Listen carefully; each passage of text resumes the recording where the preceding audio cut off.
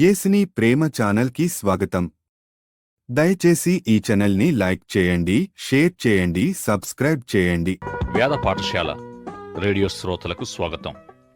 వివాహం, కుటుంబ జీవిత అధ్యయనంలోని భార్యభర్తల ఏకత్వములో ఆయా కోణాలను చూపించే 5 కలయికలను ధ్యానిస్తూ ఉన్నాం. ఎడమవైపు నుండి కుడివైపుకు వెళ్లే మొదటి కలయిక సహవాసము, సంభాషణ సంబంధం. రెండవది భార్యభర్తల మధ్య పొసగియుండే స్థితి లేక అనుకూల స్థితి. 3 భార్యభర్తల ప్రేమ. 4 అవగాహన.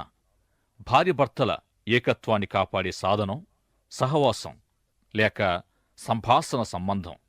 ఒకరితో ఒకరు పొసగియుండిన స్థితి ఏకత్వాన్ని రుజువుపరుస్తుంది. సంభాషణ, సహవాస సంబంధాలు మెరుగ్గా లేకపోతే ఏకత్వం కూడా కాపాడబడదు.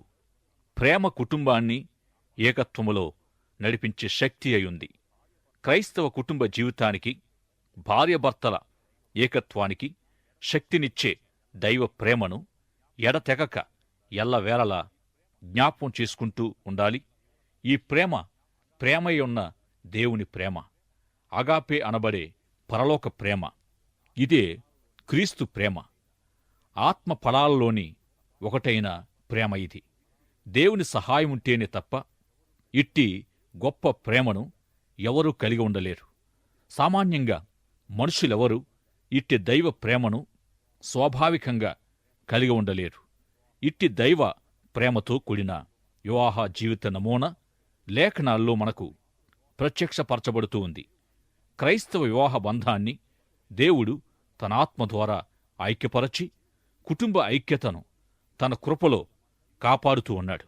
ఈ విధంగా మన జీవితాలు దేవుని దృష్టిలో సత్క్రైస్తవ గృహస్థ జీవితాలు అయినట్లయితే క్రైస్తవ కుటుంబాన్ని గుర్చిన లేఖన సత్యాలన్నిటినీ మనము అంగీకరించగలం. ఇక అవగాహన అనేది క్రైస్తవ కుటుంబ ఏకత్వాన్ని అభివృద్ధిపరుస్తుంది. అవగాహన అనే అంశాన్ని గత ప్రసారములో మనం సంపూర్ణముగా ధ్యానించలేకపోయాం. అవగాహన ద్వారా కుటుంబ ఏకత్వము అభివృద్ధి చెందుతుంది అనే సత్యాన్ని గుర్చి ఈ సమయములో మరికొంత తెలుసుకుందాం. భార్యభర్తలు పరస్పర అవగాహన కలిగి ఉండడం, ఒకరినొకరు అర్థం చేసుకోవడం ఎంతో ప్రాముఖ్యం. సరైన అవగాహన లేకపోవడమనేది వేరొకరు మన జీవిత భాగస్వామిని అర్థం చేసుకోవలసిన ప్రమాదానికి దారితీస్తుంది. విడాకుల సంఖ్య పెరిగిపోవడానికి గల కారణాల్లో ప్రాముఖ్యమైనదే ఇది. కుటుంబ జీవితంలో భార్యభర్తల అవగాహన కలిగి ఉండడంతో పాటు ఒకదానితో ఒకటి కలుపుబడి ఒక గొలుసులా ఉన్న ఇతర అంశాలైన ప్రేమ, సంభాషణ, సహవాస సంబంధం మొదలైన వాటిని కూడా జ్ఞాపముంచుకోవాలి. ఈ విధంగా ఒకరినొకరు అర్థం చేసుకోవడంతో పాటు ఒకరినొకరు ప్రేమించుకోవాలి, ఒకరితో ఒకరు మాట్లాడుకోవాలి. ప్రేమ, సంభాషణ, సహవాసము మొదలైన కుటుంబ జీవిత ముఖ్య అవసరాలు అన్నిటినీ ఒక్కొక్కటి తగినంత సమయాన్ని తీసుకుంటాయి. ఇక భార్యభర్తల యొక్క పరస్పర అవగాహన సవాలుతో కూడినదై ఉంది. మనము తెలుసుకున్న రీతిగా మనము మన భాగస్వామిని నిజంగా అర్థం చేసుకోవడానికి ఉపక్రమించినప్పుడు ఇది సవాలుతో కూడినదనే విషయం మరింతగా అర్థమవుతుంది. అయితే మొదటిగా మనల్ని మనము అర్థం చేసుకోవడం ద్వారా ఈ సవాలును అంగీకరిస్తాం. ఒకరినొకరు అర్థం చేసుకోవడంలో మొదటిది స్త్రీ పురుష వ్యక్తిత్వాల మధ్య నుండే భిన్నత్వం. తర్వాత ఉభయులు ఒకరి గతాన్ని మరొకరు అర్థం చేసుకోవడం ఎంతో అవసరమైంది. ఇంకా భాగస్వామిని అర్థం చేసుకుంటున్నప్పుడు ఇద్దరూ తమ మధ్య లోతైన సంభాషణ స్థాయిని కలిగి ఉంటారు. లోతైన సంభాషణ స్థితిని కలిగి ఒకరినొకరు అర్థం చేసుకుంటూ ఉన్నప్పుడు ఒకరు చెప్పేది ఒకరు వింటారు. ఒకరు చెప్పేది ఒకరు వింటూ, ఒకరితో ఒకరు సంభాషిస్తూ, ఒకరినొకరు అర్థం చేసుకుంటూ ఉన్నప్పుడు ఒకరినొకరు ప్రేమిస్తారు. ఒకరు చెప్పేది ఒకరు వినడానికి అవసరమైన వినికిడి, ఒకరినొకరు అర్థం చేసుకునే అవగాహన దృష్టి ఇవ్వబడాలని ప్రార్థించినప్పుడు తప్పక దేవుడిస్తాడు. లోతైన సంభాషణ సంబంధాన్ని కలిగి ఉండడంలో ఎన్ని ఇబ్బందులు ఎదురైనా ధైర్యం కలిగి ఉండాలి. లోతైన సంభాషణ సహవాస స్థాయికి చేరుకున్నప్పుడు నీవేమి వినాలని కోరతావో అదే నీ భాగస్వామి చెప్పకపోవచ్చు.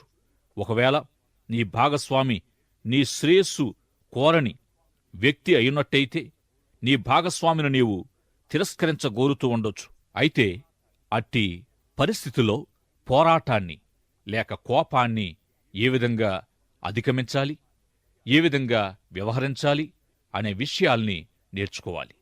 ఇట్టి పరిస్థితుల్లో నీ యోగ్యతను అనుసరించి ఉన్న నీ ఆత్మ గౌరవం యొక్క ప్రాముఖ్యతను అర్థం చేసుకుంటూ అదే సమయంలో నీ భాగస్వామి ఆత్మ గౌరవం యొక్క ప్రాముఖ్యతను కూడా అర్థం చేసుకోగలిగినట్టయితే మీ సంభాషణ సహవాస సంబంధాలు ప్రతికూల దిశలోనే వెళ్ళక అనుకూలంగా మారవచ్చు.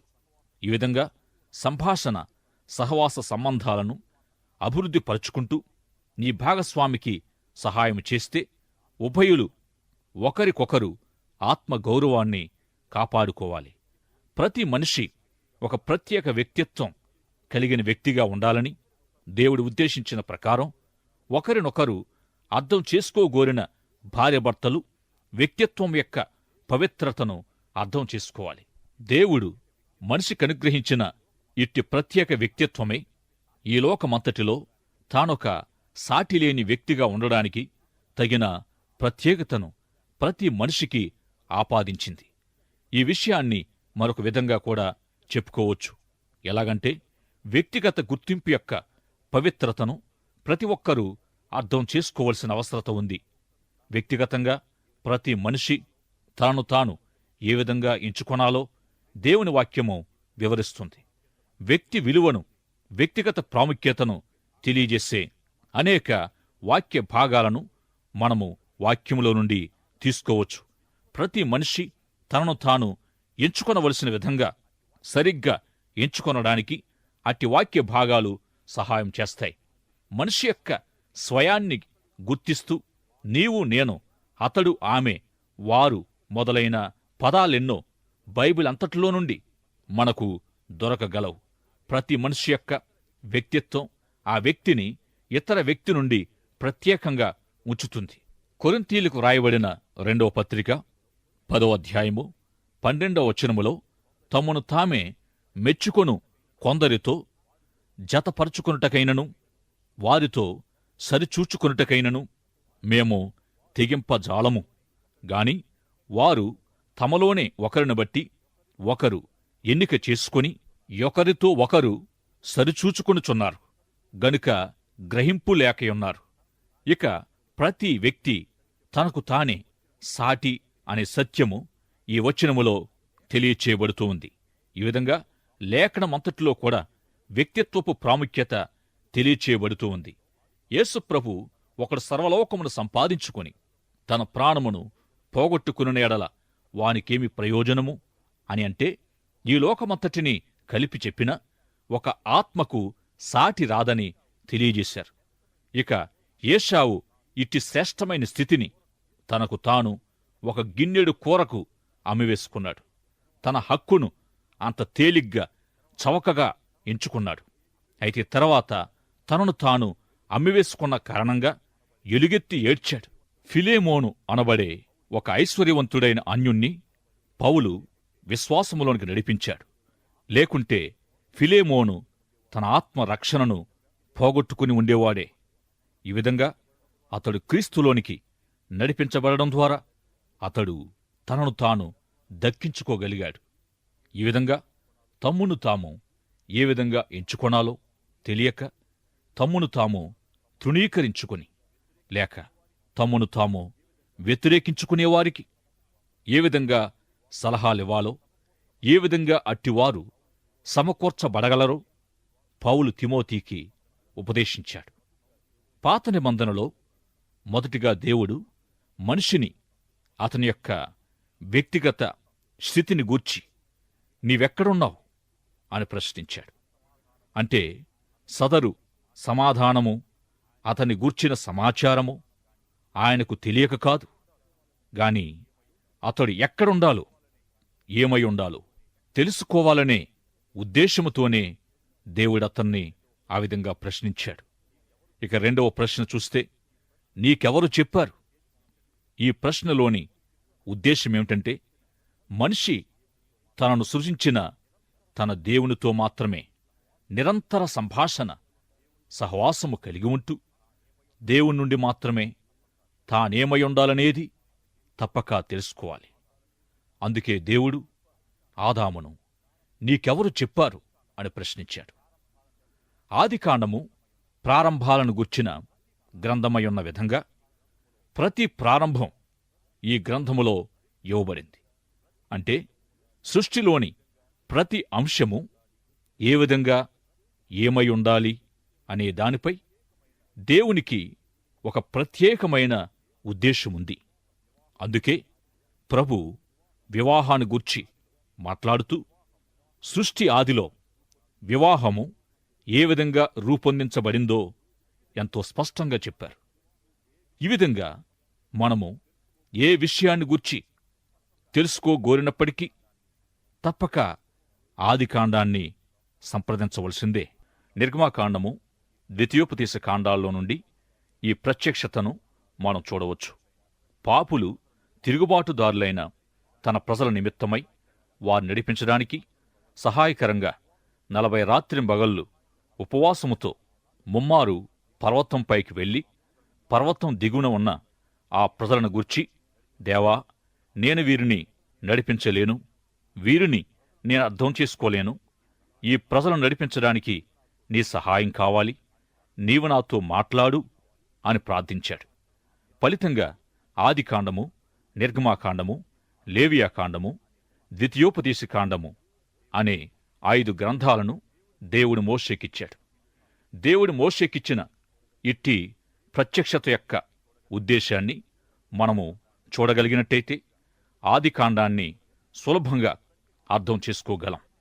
ఈ ప్రత్యక్షతలో వర్ణించబడినది ఏమిటంటే, సీనాయి పర్వతం దిగున ఉన్న ప్రజలను గూర్చి దేవుడు మోషేకు వారు లోబడనొల్లని ప్రజలని తెలియజేస్తూ ఉన్నాడు. నిజానికి దేవుని నుండి ఏదైనా ప్రత్యక్షత లేక దేవుని మాట కావాలి అనేది వారి సమస్య కాదు. దేవుని ప్రత్యక్షత లేక వారి కొరకైనట్టి దేవుని సంకల్పపు వెలుగులోనికి రావడానికి బదులు దేవుని నుండి వారు దాక్కొంటూ ఉన్నారు. దేవుడు ఆదామును ఎక్కడ ఉన్నావు అని అడిగినప్పుడు, నీ స్వరం విని భయపడి దాక్కొంటూ ఉన్నాను అని బదులు పలికాడు. భయపడ్డానికి గల కారణం దిగంబరత్వం. ప్రియ సోదరి, సోదరుడా, నీవెక్కడ ఉన్నావు అని ఈ సమయములో దేవుడు మనలను అడుగుతూ ఉన్నాడని, మనతో సంభాషణ, సహవాస సంబంధాలను కలిగి ఉండగోరుతూ ఉన్నాడని మీరు నమ్ముచున్నారా? నీ ఉండవలసిన చోట ఉండక వేరెక్కడో ఉన్నావనే విషయాన్ని మొదటిగా నీవు గ్రహించుకోవాలి. తమ్ముడు తాము గుర్తించుకోలేని లోపముతో అనేకులు ఉంటూ ఉన్నారు. అయితే నీవెక్కడ ఉన్నావు అని ఈ ప్రశ్న మనల్ని హెచ్చరిస్తుంది. ఇక రెండో ప్రశ్న, నీకెవరు చెప్పారు లేక నిన్ను ఈ స్థితికి ఎవరు తెచ్చారు అనేది సరైన తర్జుమా కాగలదు. దిగంబరివి అని తెలుసుకుని దాక్కునే స్థితి నీకెవరు కల్పించారు? నీవు దిగంబరివి అని నీకెవరు చెప్పారు? ఆదికాండము 3వ అధ్యాయం చూస్తే, ఆ చెట్టు పండు తినగానే వారు దిగంబరులని తెలుసుకున్నారు. దిగంబరత్వాన్ని గుర్తించడంలో నిన్ను నడిపించినది ఎవరు అని తిరిగి, నేను తినవద్దని నీకాజ్ఞాపించిన ఆ చెట్టు ఫలాన్ని తిన్నావు కదా అని దేవుడు అడిగాడు. అనేకులు తలంచినట్టుగా ఈ సంఘటన ఊహాజనితమైనదో లేక అసత్యమైనదో కాదు. అయితే ఈ అంశములోని ప్రదేశాలు, మనుషులు ప్రతి ఒక్కటి ఆత్మీయ అర్థాన్ని కలిగి ఉన్నాయి. తెలివినిచ్చే చెట్టు, జీవమిచ్చే పండు, నడుస్తూ ఉన్న ఒక స్వరము, ఇవన్నీ ఉపమానార్థంగా బోధింపబడినవై ఎన్నో గొప్ప సత్యాల్ని తెలియజేస్తూ ఉన్నాయి. ఇక దీనిలోని బోధ ఏమిటంటే, ఈ అంశం నుండి మనకు తెలియచేయబడుతున్న సత్యాలేమున్నాయి అంటే, చెట్టును గూర్చిన వివరణ మొదటగా మనం ఆలోచన చేద్దాం. వారు ఆ చెట్టు వైపు చూచారు. ఎంతో రమ్యంగా, కన్నులకు అందంగా, ఆహారానికి మంచిదిగా ఆ చెట్టు దాని ఫలాలు కనిపించాయి. వారు గబగబా ఆ ఫలం తిన్నారు. అయితే దేవుడు వారితో చెప్పిన విషయాల ఉద్దేశం ఇలా ఉంది: నేను మిమ్మల్ని ఈ లోకములో ఉంచాను. మీకు మీ అవసరతలను గూర్చి తెలిసినంతకంటే మీ అవసరతలను గూర్చి నాకే ఎక్కువ తెలుసు. నేను సూచించిన క్రమం మేరకు ఈ చెట్లలో మీరు పాలు పొందినట్లయితే మీ ప్రతి అవసరత తీర్చబడేది. మొదటిగా వారు ఆ చెట్టును రమ్యమైనదిగా, అందమైనదిగా చూశారు. ఈ విధంగా వారు దృష్టికి లేక కంటికి ప్రాధాన్యతనిచ్చారు. ఇక్కడ కన్ను మనస్సును సూచిస్తుంది. మత్తయి సువార్త 6వ అధ్యాయం 22, 23 వచనాల్లో, నీ కన్ను తేటగా ఉండిన ఎడల నీ దేహమంతయు వెలుగుమయమయుండును. నీ కన్ను చెడినదైతే నీ దేహమంతయు చీకటిమయమయుండును అని బోధించబడింది. ఈ తేటగా ఉండుట లేక చెడినదై ఉండడం అనేది దేని ద్వారా తెలుసుకోవచ్చును అంటే, ఆయా విషయాలను మనము ఎలా చూస్తున్నామో, ఎట్టి దృక్పథాన్ని కలిగి ఉంటున్నామో దాని ద్వారా మన దృష్టి యొక్క చెడిన స్థితి మరియు తేట అయిన స్థితిని తెలుసుకోగలం. విషయాలను సరిగా చూడడమంటే దేనికి ఏ స్థానం ఇవ్వాలో మనము తెలుసుకొని ఆ విధంగా ఆయా విషయాలు లేక అవసరతల పట్ల సరైన దృక్పథాన్ని మనము కలిగుండాలనేది దేవుని ఉద్దేశం. ఆయన అవసరత అయ్యుంది. కంటికి అందంగా కనిపించే ఆ పండు వారి అవసరతలు అన్నిటినీ తీర్చగలిగినదే లేదు. ఆదికాండము 3వ అధ్యాయములోని వారి యొక్క పడిపోయిన సందర్భానికి ముఖ్య కారణం వారు ఆహారాన్ని గూర్చి ఆలోచించారు. ఆహారానికే మొదటి స్థానమిచ్చారు. అయితే మనుషుడు జీవించడానికి అవసరమైన రొట్టె కంటే కూడా ప్రాముఖ్యమైనట్టి తన మాటనే దేవుడు వారికివ్వగోరుతున్నాడు. అప్పటికే వారు అసౌకర్యానికి గురై వారి దిగంబరత్వం వెల్లడి చేయబడి దాక్కునే స్థితికి వచ్చేశారు. కాని దేవుడైతే వారా విధంగా అంధకారములో విడువబడే స్థితిని వారికి ఉద్దేశించలేదు. నేను తినవద్దని చెప్పిన చెట్టు పండు తిన్నావా అనే ప్రశ్నకు తప్పుడు విధానములో నీవు సమాధానాల కొరకు వెతుకుతున్నావా అని అర్థం. ఇదే ప్రశ్నను మనం మరో విధంగా వివరించుకోవచ్చు. స్త్రీ పురుషులైన మీరు కుటుంబములో భార్యాభర్తలుగా మీ బాధ్యతలు, మీ పాత్రల నిర్వచనం కొరకు మీ సంస్కృతి వైపు చూస్తున్నారా లేక లేఖనం వైపు చూస్తున్నారా? ప్రియ సోదరుడా, సోదరి, మీ సమస్యల పరిష్కారానికి మీ సంఘ కాపరులు లేఖనానుసారమైన ప్రోత్సాహము అందించగల దైవభక్తుల యొద్దకు మీరు వెళుతున్నారా లేక లోకుల యొద్దకు వెళుతున్నారా? మొదటి కీర్తనలోని ధన్యుడు దేవుని వాక్య వెలుగులో నడిచిన కారణంగానే ధన్యుడు అని పిలువబడ్డాడు. కాని మరే విధంగానూ కాదు. ఇక ఆశీర్వదించబడకపోవడానికి, పేదరికము అనుభవించడానికి, కుటుంబ జీవితాల్లో సంతోషము, ఐక్యత లేకపోవడానికి గల కారణం దేవుని మాట ప్రకారము జీవితాలు లేకపోవడం, దేవుడు తినవద్దని చెప్పిన పండు తినడమే కారణం. తండ్రి తనకిచ్చిన ఒక ఆజ్ఞను మీరిన పిల్లవాణ్ణి తనిచ్చిన ఆజ్ఞ నిమిత్తమై ప్రశ్నించడం మంచి తండ్రి యొక్క లక్షణం. ఆ పిల్లవాడు ఏమి చేశాడో తండ్రికి తెలుసు. అయినా శిక్షించబడకముందే ఆ పిల్లవాని నోట ఆ సంగతి తండ్రి వినగోరతాడు. అంటే తండ్రితో పిల్లవాడు ఆ విషయం ఒప్పుకోవాలి. తండ్రితో ఒప్పుకోవడం అంటే తండ్రితో ఏకీభవించడమే. 3వ ప్రశ్న, నీవు చేసినదేమిటి? దీనికి సమాధానం, ఏమి చేశామో తండ్రితో ఒప్పుకోవాలి. దేవుని ఆజ్ఞ నిమిత్తమై ప్రశ్నించబడినప్పుడు దేవునితో ఏకీభవించి ఒప్పుకోవాలి. 3వ ప్రశ్న, నీవెక్కడి నుండి వచ్చావు? ఎక్కడికి వెళుతున్నావు?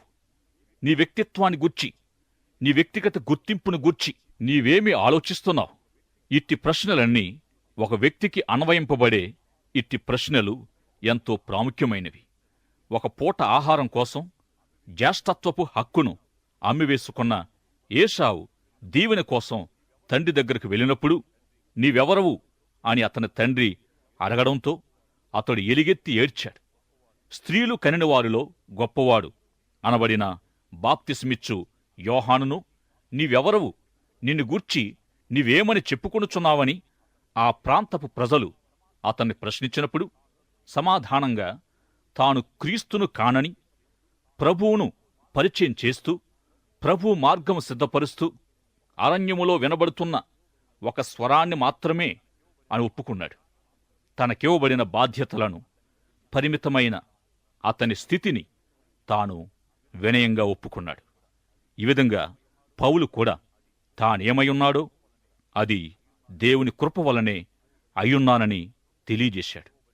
ఇక మనకివ్వబడిన తలాంతులు, సామర్థ్యం, కృపావరాలు దేవుని నుండి వచ్చినవై దేవుని ఎదుట మనమేమయ్యుండాలో ఆ విధంగా మనలను నిలువబెడుతూ ఉన్నాయి.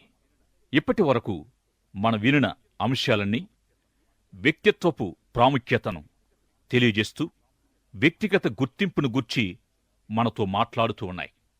పాత నిబంధనలో వారు నడుస్తూ ఉన్న స్వరాన్ని వారు విన్నారు.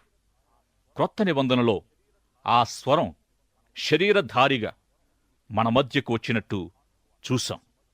యోహాను సువార్త 1వ అధ్యాయములో శరీరధారిగా మనుషుల మధ్యకు వచ్చిన ప్రభువును వెంబడించబోయిన ఆంద్రేయను మొదలైన శిష్యులను మీరేమి వెదకుచున్నారు అని ప్రభు ప్రశ్నించారు. ఈ ప్రశ్నలన్నిటిని గూర్చి మనము ఆలోచించినట్లయితే ఈ జీవితములో మనమొక ప్రత్యేక స్థానాన్ని కలిగి ఉన్నట్టు అర్థం చేసుకోగలం. మనం ఒక ప్రత్యేక ఆకృతిని కలిగి ఉన్నాం. ప్రత్యేకంగా విశ్వాసులైన వారు కలిగి ఉండే సంతోషకరమైన స్థితి ఏదంటే ఉత్తమమును, అనుకూలమును, సంపూర్ణమునైన దేవుని చిత్తానుసారమైన జీవిత స్థితి. ఈ స్థితి రక్షణకరమైన స్థితి. రక్షణ యొక్క ప్రయోజనం లేక ఉద్దేశ్యం కూడా ఇదే అని మనం చెప్పవచ్చు. నీవు ఏమై ఉండాలో, ఎక్కడ ఉండాలో, ఎట్టి స్థితిని కలిగి ఉండాలో అట్టి స్థితిలో జీవించడానికి అవసరమైన కృపావరాన్ని, సామర్థ్యాన్ని పొంది ఉండవచ్చు. తనను వెంబడింప ప్రారంభించిన తన శిష్యులను మీరేమి వెదకుచున్నారు లేక మీకేమి కావాలి అని ప్రభు అడిగిన ప్రశ్న ఎంతో ప్రాముఖ్యమైనది. నీవెక్కడ, ఏ విధంగా, ఏమై ఉండాలని దేవుడు సంకల్పించాడో అట్టి స్థితిని కలిగుండగోరుతూ ఆ విధంగా నీవు సమకూర్చబడినట్లయితే అట్టి స్థితి ఈ లోకమంతటినీ పొందిన దాని అంతటికంటే విలువైనది. గనుక అట్టి విలువైన స్థితి కోల్పోవడానికి ఇష్టపడవు కదా. ఒక విశ్వాసిని గూర్చిన ఇట్టి సత్యం తన యొక్క వివాహ జీవితములో ఏమి జరిగిస్తుందో చూద్దాం. కుటుంబము మరియు వివాహ చట్టము అనే గత ప్రసారాల్లో ఇద్దరు వ్యక్తులు భార్యభర్తలుగా ఒక కుటుంబంగా వివాహము ద్వారా జత చేయబడినప్పుడు సంతానోత్పత్తి ద్వారా భావితరపు పౌరులను, భాగస్వాములను, భావికాలపు తల్లిదండ్రులను తయారు చేస్తారనే విషయాన్ని చర్చించాం. పరిపూర్ణమైన లేక పరిణత చెందిన మనుషులతో ఈ లోకము నింపబడాలనేది దైవ చట్టం. ఈ వివాహము అనే వ్యవస్థలో ఉత్పన్నము కాగలిగిన 4 రకాలైన సమస్యలను మనం చూస్తాం. 1 పురుషుడు లేదా భర్త, 2 స్త్రీ లేదా భార్య, 3 భార్యభర్తల మధ్య ఒకదానికొకటి లేక ఒకరికొకరికి పొత్తు కుదరని ఆయా విషయాలు, ఇక 4 పిల్లలు. గనుక ఈ సమస్యలను పరిష్కరించుకోవడమనేది వ్యక్తుల నుండియే, అంటే మన నుండే ప్రారంభం కావాలి. వివాహపు స్తూపాన్ని జ్ఞాపం చేసుకుందాం. స్తూపం యొక్క పునాది లేక స్థానం వ్యక్తులది. మధ్యస్థానములో భాగస్వాములు, పై స్థానములో తల్లిదండ్రులు. ఇక ఒక వ్యక్తిగా నీ వ్యక్తిగత స్థానము నుండి నీవు ఏదైనా చేయగలవు లేక చెయ్యాలి. మొదటిగా ఏదైనా చెయ్యాలన్నప్పుడు నిన్ను గూర్చి నీవే లేక నీకోసము నీవే ఎంతో చేసుకోగలవు. ఏ విధంగానంటే దేవునితోటి నీ వ్యక్తిగత సంబంధం ద్వారా చేయగలవు. ఈ ప్రస్తావనకు సరిపడినట్టి మనకు సహాయపడే కొన్ని ప్రశ్నలు లేక కొన్ని అంశాల్ని మనం చూద్దాం. ఈ ప్రశ్నల్లో ఎట్టి మార్పు ఉండవు. వీటి సమాధానాల్లోనే మార్పు కలుగుతూ ఉండొచ్చు. ఈ ప్రశ్నలకు సరైన సమాధానాలు పొందని వ్యక్తి ఎప్పటికీ సంతోషించలేరు. ఇక ఒకరినొకరు అర్థం చేసుకోగోరిన జీవిత భాగస్వాములు లోతైన సంభాషణ స్థాయిని కలిగి ఉండాలి. మామూలు మాటలతో ఇట్టి స్థితికి పరస్పర అవగాహనలోనికి రాజాలరు. గత ప్రసారములో మనం ధ్యానించిన కొన్ని ప్రశ్నలను మనము ఒకరినొకరు అడుగుకొని వాటి సత్యాల్ని మనకు అన్వయించుకోవాలి. ఈ విధంగా అన్వయించుకున్నప్పుడు దేవుడు మనలో అద్భుత కార్యాన్ని జరిగించటం మనం చూస్తాం. ఈ గొప్ప సత్యాలు మన జీవితాల్లో మార్పు తేగల కదలికను తీసుకుని వస్తాయి. ఈ ప్రశ్నలెక్క జవాబుల్లోని సత్యాలు ఉత్తమమును అనుకూలమునైన దేవుని పరిపూర్ణ సత్యములో మనల్ని మన కుటుంబ జీవితాల్ని నిలిపి ఉంచుతాయి. ఆ విధంగా మనము ఎప్పటికంటే కూడా సంతోషభరితమైన కుటుంబ జీవితాన్ని జీవించగలం. దేవుని వాక్యానుసారమైన సమాధానాల, దేవుని వాక్య సత్యాల అన్వయము లేని కారణంగా ఈనాడు అనేక క్రైస్తవ కుటుంబాలు ఎంతో విచార స్థితిని అనుభవిస్తూ ఉన్నాయి. అయితే దేవుని వాక్య ఉపదేశాలు ఎప్పుడూ కూడా మనిషిని తన బాధాకరమైన స్థితి నుండి ఆదరణకరమైన స్థితికి నడిపిస్తాయి. ఇక సగటు క్రైస్తవులు తాము ఓడిపోయిన క్రైస్తవ జీవితాన్ని కలిగి ఉన్నాము అని వివేచన లేకయే జీవిస్తూ ఉన్నారు. ఒకవేళ మనకు ఈ తలంపు ప్రతికూలంగా ఉన్నప్పటికీ ఇది సత్యమయుంది. సంతోషకరమైన క్రైస్తవ జీవితాన్ని జీవిస్తున్నామా లేదా అనేదానికి ఈ ప్రశ్నలే మనకు గొప్ప సవాలుగా ఉన్నాయి. వీటికి సరైన జవాబులు తెలుసుకున్నప్పుడు క్రైస్తవ పురుషులు తమ భార్యలను అర్థం చేసుకుని మడతైన, మచ్చైన, కలంకమైన, అట్టిది మరి ఏదైనా లేని పరిశుద్ధమైన, పరిపూర్ణమైన స్థితిలో ఆమెను లేక భార్యను నిలువబెట్టగలరు. క్రైస్తవ స్త్రీలు పురుషుణ్ణి పరిపూర్ణం చేయడానికి దేవునిచ్చే పురుషుని కొరకు ఏర్పాటయ్యారు అనే సత్యం ప్రకారం పురుషుణ్ణి అన్ని విధాల పరిపూర్ణుని చెయ్యాలి. లోతైన సంభాషణ, సహవాస స్థాయిలోనే పరిపూర్ణత మనకు లభిస్తుంది. ఈ అవగాహనను గూర్చి పౌలు కొరింథీయులతో మాట్లాడుతూ, మీ ఎడల మీ అంతఃకరణము లేక అంతరంగము సంకుచితమయుండలేదు గాని మీ అంతఃకరణమే సంకుచితమయుంది గనుక మీ హృదయాలను విశాలపరచుకొండని వారితో మాట్లాడుతూ ఉన్నాడు. నా హృదయము మీ ఎదుట ఉంది, మీరు మీ హృదయాలలో అభ్యంతరాన్ని కలిగి ఉన్నారు, మీరు నా ప్రేమను ఆటంకపరుస్తున్నారని వారితో పౌలంటూ ఉన్నాడు. ఈ విధంగా భార్యాభర్తలు తమ హృదయాల్లో సంబంధం కలిగి ఉండాలి. చాలామంది లోతైన స్థాయిలో సంభాషణ సహవాసాన్ని కలిగి ఉంటే ఒకవేళ గాయపరచబడవలసి ఉంటుందేమోనని ఒకరికొకరు హృదయాలు మూసుకొని ఉంటారు. ఒకరినొకరు తరచుగా విమర్శించుకున్నట్లయితే విమర్శించబడేవారు నిరుత్సాహం చెందుతారేమో. మీ భాగస్వామిని బాధించి పిచ్చివాళ్లను చేయడంలో విజయవంతంగా ఉంటున్నారా? ఈ విధంగా ఉంటే ఇరువురు కృంగిపోయే అవకాశముంది. ఒకరినొకరిని క్రిందికి లాగక ఒకరికొకరు నిర్మాణాత్మకంగా ఉండాలి. అయితే ఒకరినొకరు నిర్మించుకోవడానికి అవసరమైన సరంజామా కావాలి.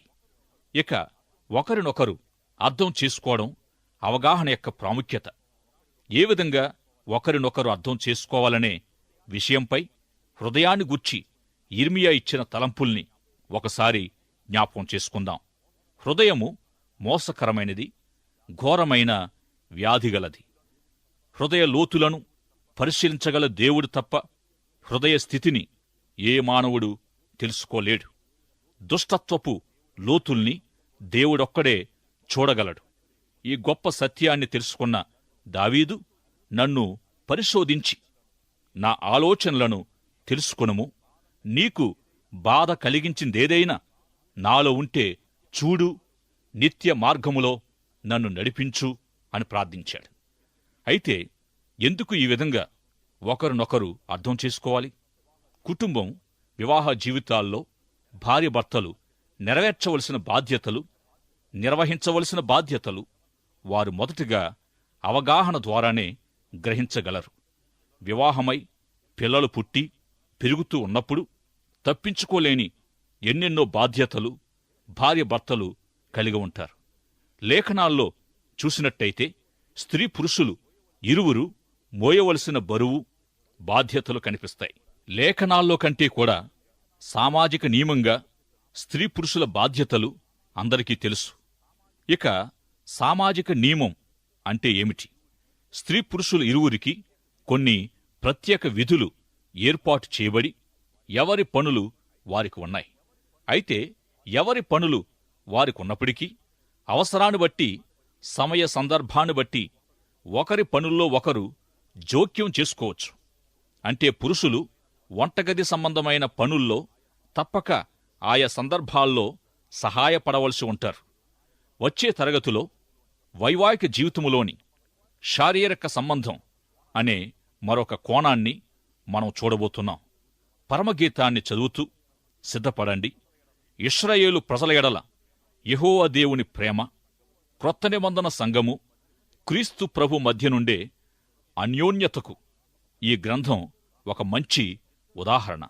ఇద్దరు ప్రేమికుల ప్రేమ వృత్తాంతం, నూతన జంట యొక్క విహారయాత్ర వంటి దృశ్యాన్ని మనకు చూపించే పరమగీత సారాంశము నుండి స్త్రీ పురుష సంబంధం విలువ, ప్రత్యేకత, పవిత్రత మొదలైన సత్యాలు మనము తెలుసుకోబోతున్నాం. ప్రియమైన సహోదరుడా, సహోదరి, మీరు వింటున్న ఈ ప్రత్యేక అంశం ద్వారా మీరు వ్యక్తిగతంగా, భాగస్వాములుగా, తల్లిదండ్రులుగా నేర్చుకున్న ఆత్మీయ సత్యాలు, జీవిత సత్యాలు ఏమిటో ఒక్కసారైనా మాకు మీరు వ్రాశారా? మీ కుటుంబాల క్షేమం కోరి ఎంతో ప్రయాసతో ప్రార్థనాపూర్వకంగా ఈ సందేశాలు మీకందిస్తున్నాం. గనుక దయచేసి మీరు పొందుచున్న మేలులను మాకు తప్పక తెలియచేయండి. మీ ఆత్మీయ అభివృద్ధి కొరకు మేము ప్రార్థించి సలహాలిస్తాం. ప్రార్థన చేసుకుందాం. ప్రార్థనలో ఏకీభవించండి. ప్రేమగలిగిన మా తండ్రి, మా ప్రియ శ్రోతలను పరిపూర్ణమైన వ్యక్తులుగా, భాగస్వాములుగా, తల్లిదండ్రులుగా, పరిణత చెందినవారుగా ఆశీర్వదించుమని మా శ్రోతల్లోని ప్రతి కుటుంబం కొరకు ప్రార్థిస్తున్నాం. మీ వాక్యములో వారు వర్ధిల్లడానికి సహాయం చేయండి. ప్రతి కుటుంబాన్ని దీవించుమని యేసు నామములో ప్రార్థిస్తున్నాము పరమతండ్రి. ఆమెన్. దయచేసి ఈ ఛానల్ని లైక్ చేయండి, షేర్ చేయండి, సబ్స్క్రైబ్ చేయండి.